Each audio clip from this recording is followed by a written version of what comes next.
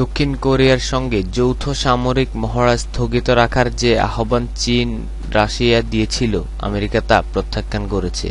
মার্কিন পররাষ্ট্র দপ্তরের মুখপাত্র হিদার নুয়েট এক নিয়মিত সংবাদ সম্মেলনে এই কথা ঘোষণা করেন। তিনি বলেন, 1950-এর দশকে এই ধরনের ঘটনা চলে এসেছে, কাজেই এর কোনো পরিবর্তন হবে না। তিনি এই সামরিক মহড়াকে বৈধ এবং অনেক দিনের পুরনো বিষয় বলে মন্তব্য করেন।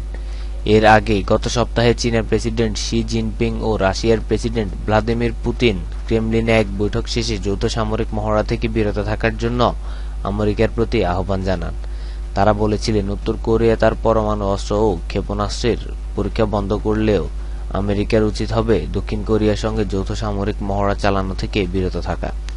মার্কিন পররাষ্ট্র দপ্তরের মুখপাত্র আরও বলেন, উত্তর কোরিয়াকে উস্কানিমূলক তৎপরতা থেকে বিরত রাখতে চীন গুরুত্বপূর্ণ ভূমিকা পালন করতে পারে। বেজিং পিয়ংইয়ং এর প্রধান অর্থনৈতিক উৎস হওয়ার কারণে চীন সাফল্যের সঙ্গে উত্তর কোরিয়াকে বাধা দিতে পারে বলেও তিনি মন্তব্য করেন। গত মঙ্গলবার প্রথমবারের মতো সফল আইসিবিএম পরীক্ষা চালায় উত্তর কোরিয়া। গত মঙ্গলবার উত্তর কোরিয়া ঘোষণা করে দেশটি প্রথমবারের মতো একটি আন্তঃমহাদেশীয় ক্ষেপণাস্ত্র বা আইসিবিএম এর সফল পরীক্ষা চালিয়েছে, যা বিশ্বের যে কোনো স্থানে আঘাত হানতে সক্ষম।